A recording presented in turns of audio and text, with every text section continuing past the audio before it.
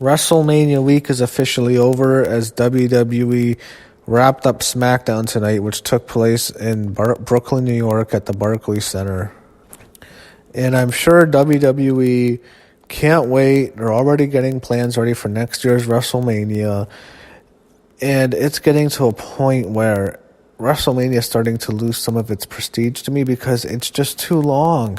You watch it, and I'm thinking to myself, it's hard to watch the show now because it's the whole week. If you're just watching WrestleMania 7.5 hours, that's one thing. I watched NXT, you watch the Hall of Fame, then WrestleMania, then the next day you have Raw, and then on Tuesday you have SmackDown. It's incredible. It's just too much now. And it's going to get worse because I think it's only a matter of time before WrestleMania becomes 2 nights, which I am in favor for because I think the show will be better because I don't think you would have had a situation like you had at Mania when you had a crowd that wasn't necessarily dead, but was certainly a lot quieter than anticipated for the main event because the show was so long. I personally wish WWE would split the show into two nights, one night Saturday, one night Sunday. I think it'll be better. But at the same time, we could get a situation where you have like 2 5-hour shows instead of one 7.5-hour show. That'll probably be what we got. And then when you look at the weekend, all right, you're going to have the Hall of Fame, you're going to have NXT, and you're going to have Raw and SmackDown. And next year is going to be different. I don't think next year will be as bad because it's not going to go on after WrestleMania, which was a long one, you just have Raw because SmackDown in 2020 by this time next year will be on Friday, so you'll probably have the NXT on Thursday. Friday you have SmackDown. Saturday we'll get the Hall of Fame, and Sunday Mania, then Monday Raw. So that looks like their new format. And I also wanted to mention we know WrestleMania 36 is going to be in Tampa, Florida. WrestleMania Pirates of the Caribbean. I'm sure it'll be a big giant pirate ship. I hope they can actually have a set this next year.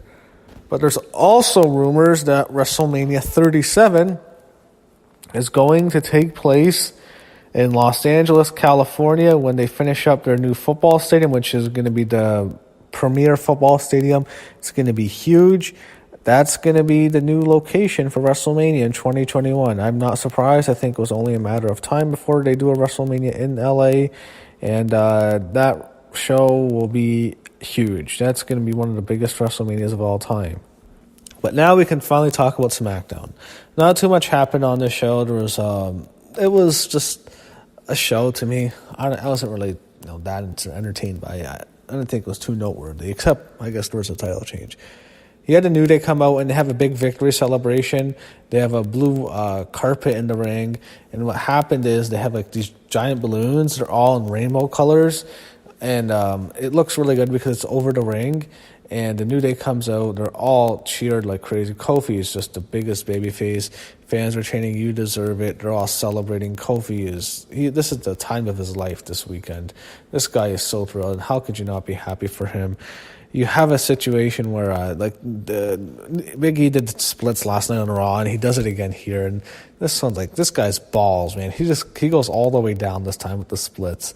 Big E is hilarious. So is Xavier and Kofi. It's like these guys are so entertained. They love being wrestlers, and I don't know how you can not like these guys.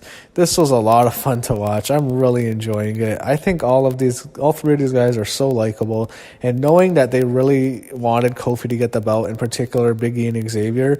And Xavier's even done interviews where he said his biggest goal in wrestling is to make sure Kofi Kingston becomes a champion, and that's exactly what happened. That was just such a great moment, seeing Kofi get so emotional when he beats Daniel Bryan and the New Day hugs him.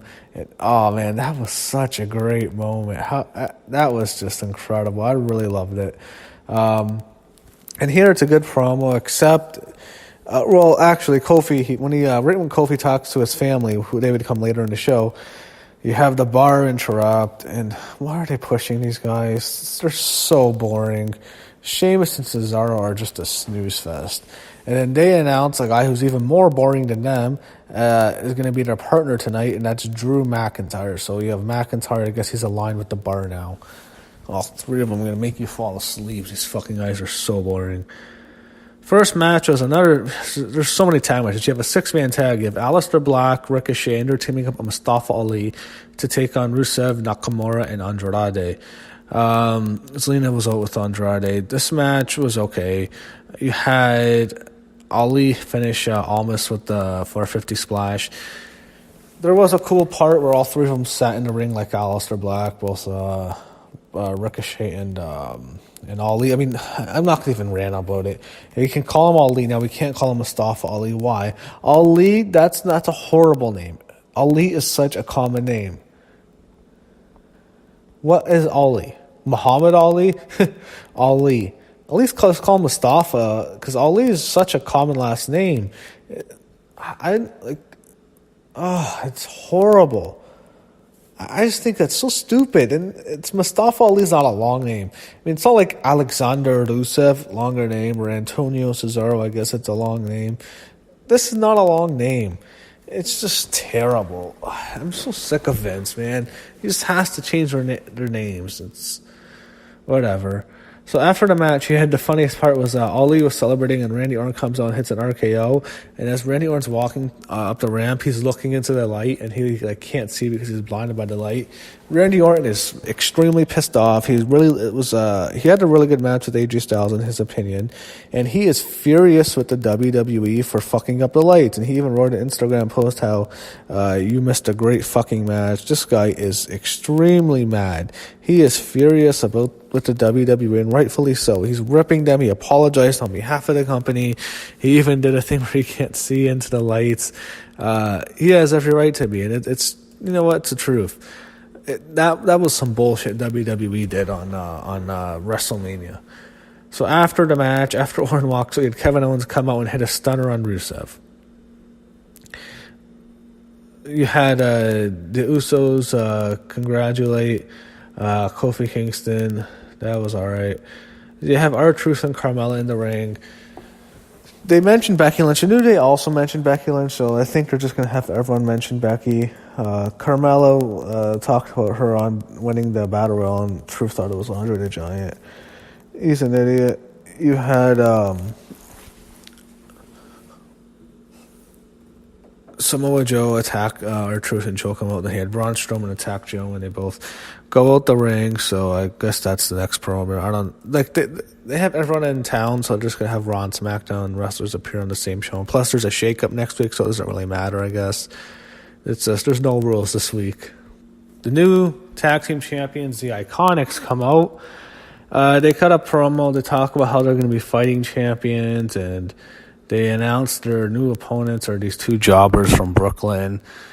It was an okay promo. I'm not a fan of the Iconics. I think their ring work's really sloppy. It's not up to a level where you want to see good women's wrestling. When you look forward to an Iconics promo, you know they're both attractive and they're both they could have a decent promo here or there, but in the ring their work is just not up to par with some of the other women in the rosters. In particular, all the top female stars in the company who were getting pushed to title matches at WrestleMania. And it's interesting. They mentioned the Boston Hug Connection in this match. Something is not right with Sasha Banks. I tweeted about this. Something's wrong with this woman. There is something, it's not good. I know her and Alexa Bliss don't like each other, and Alexa stuck it to her on Twitter. But there's something seriously wrong here. I don't think, I don't know if it's really she's really mad at the WWE and she's going to go to AEW. I'm sure she's not happy with her position, especially losing the tag title so quickly. But I think there's some sort of mental health issue with Sasha Banks. She might have had a breakdown. There's rumors all over Twitter. I checked some of them. Slice Wrestling wrote something. It's sounding like there seems to be something wrong here. I don't know. I hope she's okay, but this is a person who, you see some of her tweets, she posts a lot of cryptic stuff. Maybe not all of it's just trolling. There's something not right with this woman. I don't know. I hope everything's okay. You have Paige backstage watching it, and she announces she's going to bring in a new tag team. So everyone's freaking out. They think it's the Sky Pirates, Kairi Sane and Io Shirai. Here's what I think. I think Paige is going to bring in Mustache Mountain. She never mentioned women's tag team title. She mentioned a tag team. She never mentioned women's tag team. I think it's a swerve, and I think she brings in Mustache Mountain, Trent, Severn, and Tyler Bate. Maybe she brings in Pete Dunne too, but I think that's who she's going to bring in. Shane comes out, and I'm not going to talk about this. The whole stuff with Greg Hamilton, it's horrible. There was no Miz. There was a lot of guys not on the show. A lot of the wrestlers who lost at WrestleMania were not on the show. There was no Daniel Bryan. There was no Miz. There was no Charlotte. That was surprising, not seeing any of the losers of WrestleMania on this show. And that's one thing, I guess. I mean, you want to give the babyfaces their victory and extend it, I assume. But at the same time, you saw like no follow-up from the wrestlers who lost and no real direction of where they're going to go. They show Elias being interrupted by The Undertaker on Raw. So next you have the tag team titles on the line. You have the Hardys against the Usos.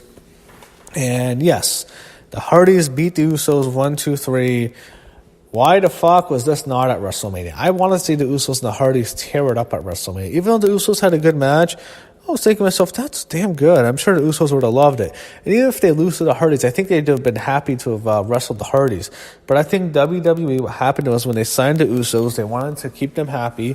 So what they did was they had them in a Fatal 4-Way tag match. They had them retain the titles to give them a WrestleMania moment, a WrestleMania victory on the biggest stage of them all. Just to have them lose to the Hardys, which is where they want to go with the tag division. After the match, Lars Sullivan destroys Matt and Jeff. Right now, I'm on the Lars Sullivan bandwagon. I support the guy. I didn't like how they dug up his old powerlifting message board comments. I hated it. I want to see the guy succeed. I like his presence. He looks like a fucking killer. He looks like a psychopath. There's people comparing him to Snitsky. People comparing him to other wrestlers like A-Train who are really hairy. I see something in Lars Sullivan that those other guys don't have. I don't know. I'm gonna support him right now. I hope he does well, and I'm on the Lars Sullivan train right now. Becky comes out. She cuts a decent promo. It's getting to a point where I'm starting to notice, she's cooling off. There's nothing controversial saying about that. I still like Becky. Huge fan of hers, but she is starting to cool off. There's no doubt about that. And here she cuts a promo. She's talking about how she's going to beat women. It's like she never really mentions Lacey Evans, but she says she's the double champ and she's going to stay the double champ, so I don't think she's going to give up one of the titles. Lacey Evans, as Becky's walking up the ramp, knocks out Becky, and Becky can't get up, and they're going to push Lacey Evans to the moon. Here's the thing. Lacey Evans has a military background. She was a Marine. Vince McMahon loves that, and he thinks that makes her legitimate. Even though they don't play that up. They play her like she's this 1940s character, but Lacey Evans is going to get a massive push. She is going to be pushed. I would probably predict her to beat Becky Lynch at Money in the Bank because I think that's where they're going, because I see Stephanie McMahon skirting Becky Lynch. I think Lacey is going to be aligned with the Authority, and she's going to be their chosen one, and she's going to be the champ. And I think Becky Lynch is going to lose her title at Money in the Bank to Lacey Evans. Now, it's not going to be. I don't think there's going to be a huge uproar from the fans, because I think once you get your WrestleMania moment, the fans can't say, well, they're holding you down. I think once Becky did get her WrestleMania moment, she was in the main event. She beat Ronda Rousey and Charlotte. She's the champ. She's the double champ. I think the fans, I don't know if they're still going to be as angry if she does start to get screwed a bit and they start bringing her down the card, but Lacey Evans sucks. Asuka was the best choice. It's a perfect choice because the Rumble, because Asuka beat her at the Royal Rumble. She tapped her out. It's perfect. Asuka, Becky at Money in the Bank.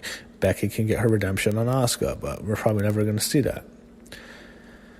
Sami Zayn comes out and he says the crowd's not worth it, so he's just going to keep doing that stuff. Main event, so you had New Day against Drew McIntyre, Sheamus, and Cesaro.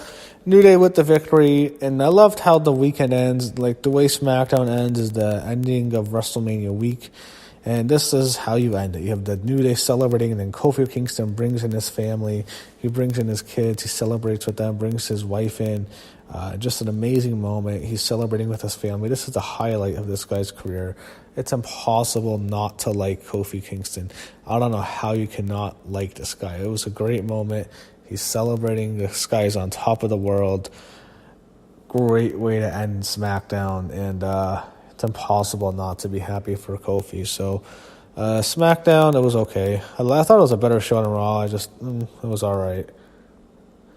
But let's just say I am exhausted. I think I speak for everyone. I'm glad this week's over.